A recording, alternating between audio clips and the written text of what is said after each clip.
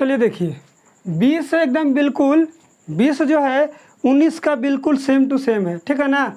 उसमें दूरी दिया हुआ है, मान लीजिए कि इसमें 100 था तो इसमें दूरी दिया हुआ है, इसमें दूरी 85 मीटर दिया हुआ है, समझ रहे हैं ना बात के। और उसमें साइन थीटा का value sine theta equal to 15/8/15 दिया हुआ था, इसमें टेन थीटा के मान 15/8 दिया हुआ है, सीधा उल्टा दिया हुआ है, 15 ऊपर कर दिया है और ये बाकी सब वही है, सेम टू सेम है, इसी तरह से बनाना है, ठीक है ना। चलिए आशा करते हैं कि आपको बन जाएगा 19, यानी कि होमवर्क आपको रह गया कितना हो गया 16, 17, 18, 19 हमने बना दिया है, 16, 17 होमवर्क और 20 एक होमवर्क हो गया। चलते हैं थोड़ा सा आगे, एक और बनाते हैं, ठीक ना। देखिए बाबू 20 आप बना लीजिएगा, बिल्कुल सेम 19 की जैसा है। अब चलते हैं 21, और 21 जो है बहुत ही अच्छा क्वेश्चन है, बहुत ही लाजवाब क्वेश्चन है। देखिएगा थोड़ा सा आराम से समझिएगा, बहुत आसानी से बन भी जाएगा। लेकिन देखिए ये हम इतना में क्यों लिखे कि लगता है अगर उस तरफ से लिखेंगे तो लगा ना कि कितना बड़ा क्वेश्चन है, ठीक है ना, इस वजह से हमने छोटा करके लिख दिया है। देखिए क्या है, कह रहा है कि एक वृक्ष किसी वृक्ष का ऊपर का भाग जो आंधी से टूटकर पृथ्वी पर जा लगा, जो पृथ्वी से कितना 30 डिग्री कोण बनाता है। पहले समझिए कि है क्या। ये मान लीजिए कि ये हमारा वृक्ष है, क्या हमारा, ये हमारा यहाँ तक वृक्ष है, ये है भूतल यानी कि पृथ्वी है, समझ रहे बात के। अब एक पेड़ का है कि इतना दूरी से टूट जाता है बबुआ, इतना दूरी से, लेकिन कहाँ नहीं जा सकता है कि इतना ही दूरी से टूटा हुआ है, समझ रहे ना बात के।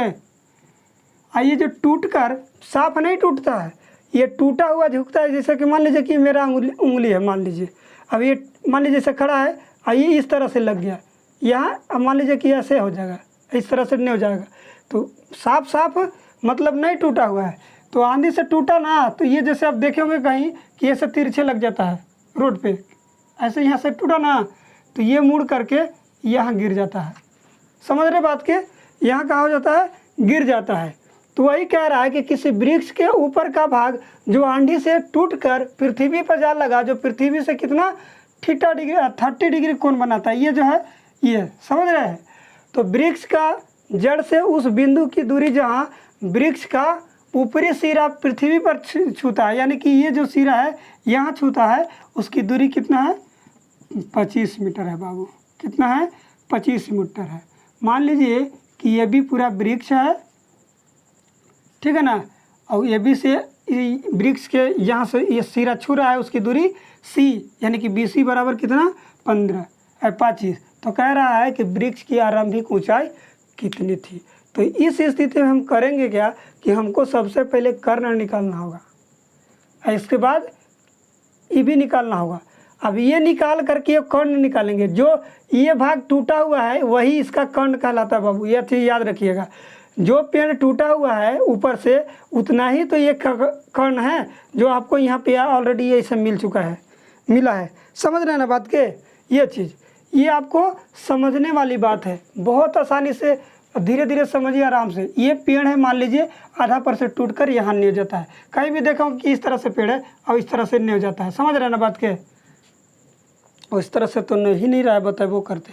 ये देखिए मान लीजिए इस तरह से, ये हमारा पेड़, ये हमारा ये है, इस तरह से ये पेड़ था, इस तरह से ऐसे, ये टूट गया आंधी, मान लीजिए देखिए ये ऐसे है, ये हमारा पेड़ इस तरह से वृक्ष खड़ा हुआ है मान लीजिए, ठीक है ना।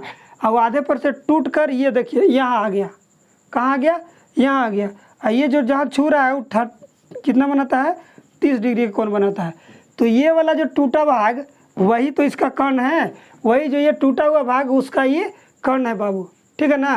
तो जितना हमारा कर्ण होगा वो टूटा हुआ भाग होगा, किसका, पेड़ का, वृक्ष का, समझ रहे हैं ना बात के। और ये इस तरह इस ट्रेंगल में चलेंगे तो ये P निकल जाएगा, और ये जो निकलेगा उतना हमारा ये कर्ण, दोनों को फिर वापस में क्या करेंगे, ऐड कर देंगे, तो वो जगह पेड़ का टोटल ऊंचाई, समझ रहे हैं, टोटल लेंथ ऑफ ट्री, समझ रहे हैं ना बात के, ये हो जाएगा। यानी कि कर्ण और ये दोनों जोड़ देंगे तो ये निकल जाएगा, समझ रहे हैं बात के। चलिए अच्छी बात है, नहीं तो देखिए बनाइए रहे समझिएगा। देखिए, मान लीजिए कि ए बी एक वृक्ष है, ठीक है, ए बी सी, यहाँ डी लिख दीजिए, ठीक ना।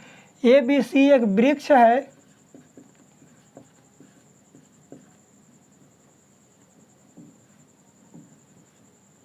क्या लिखिए, जिसका एडी भाग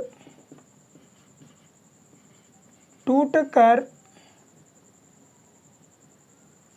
सी पर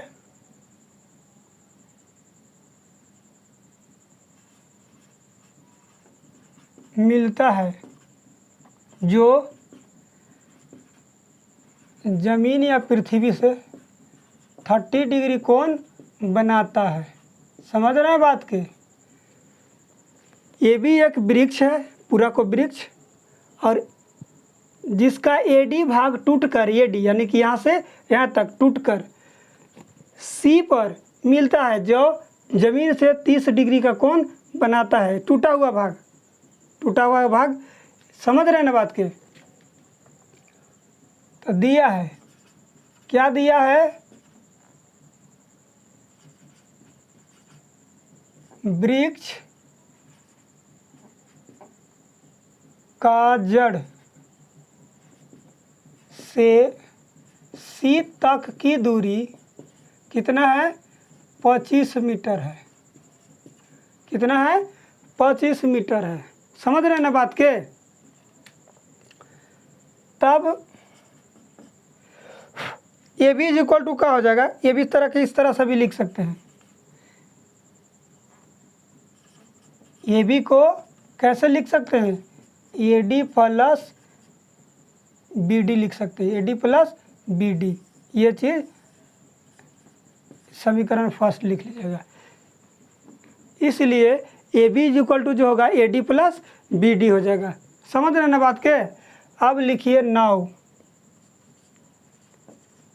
ट्रेंगल डी बी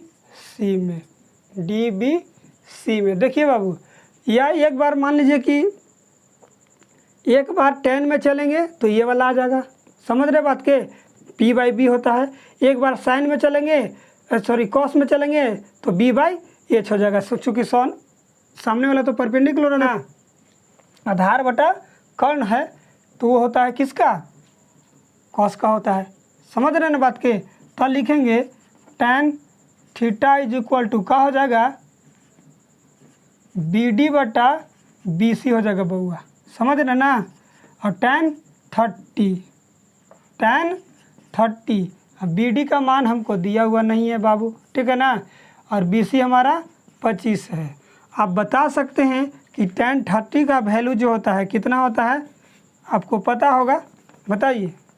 tan 30 का वैल्यू 1/√3 होता है बाबू। कितना होता है, √3, 1/√3। तो अब इस तरह से हम कर सकते हैं, किस तरह से कर सकते हैं, क्रॉस मल्टीप्लिकेशन। तो B D is equal to हो जाएगा, बी डी इंटू हो जाएगा √3, और ये 25 में गुना करेगा, 23 मत लिखिएगा, 25 है। समझ रहे ना। तो B D is equal to हो जाएगा 25/√3। ये वाला भाग दे देगा उधर जाके।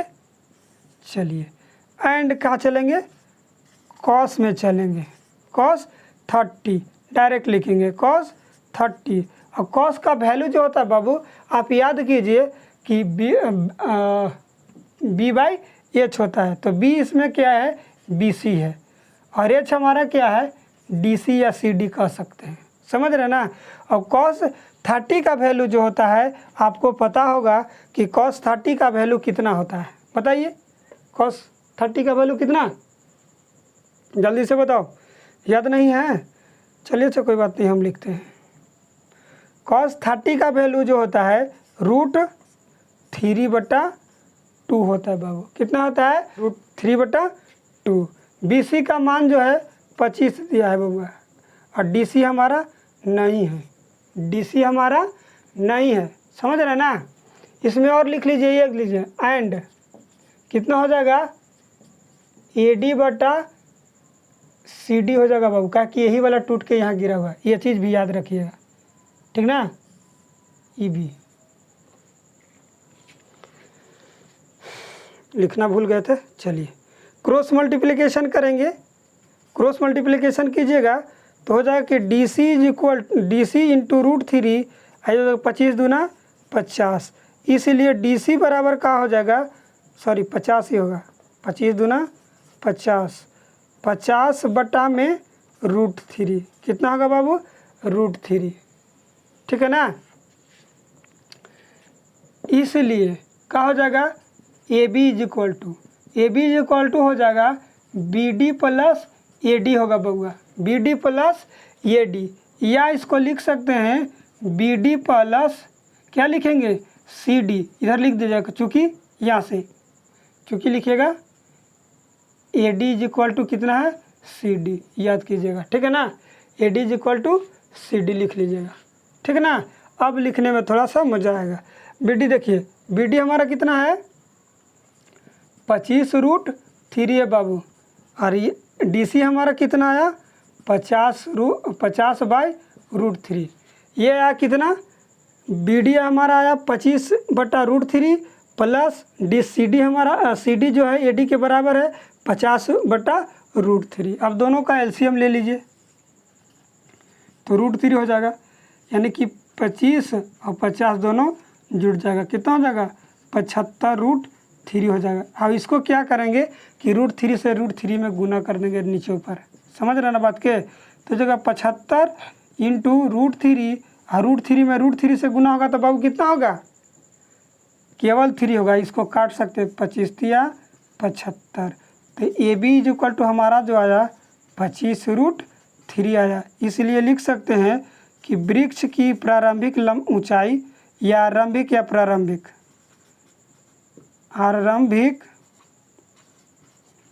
ऊंचाई जो है कितना, 25 √3 मीटर बाबू, आंसर कितना हुआ 25 √3 मीटर।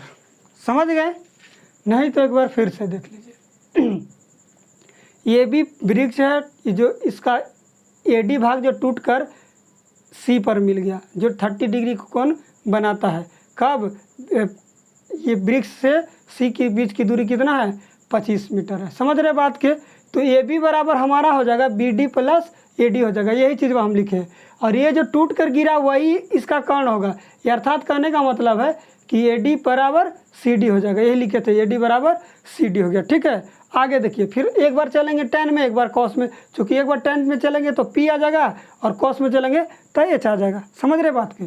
CD आ जाएगा, और CD जब आ जाएगा तो AD के बराबर हो जाएगा, AD और BD दोनों लास्ट में जुड़ जाएंगे। वही चीज़ हमने किया, tan का वैल्यू लिख दिए BD बटा BC, 30 का वैल्यू cos 30 का वैल्यू 1/√3 बटा BD हमको दिया हुआ नहीं था, और BC हमारा 25 था, तो क्रॉस मल्टीप्लिकेशन कर दिए, BD into √3 by is equal to 25, और BD इज इक्वल टू कितना हो जाएगा, ये गुना में उधर जाके भाग में हो जाएगा। यहाँ तक क्लियर है। अब चलेंगे cos 30 का वैल्यू जो है √3 बटा 2 होता है बाबू, वो होता है कि आधार बटा कर्ण, तो आधार इसका BC था, कर्ण हमारा इसका DC था, तो BC हमारा 25 था, DC हमारा दिया हुआ नहीं है।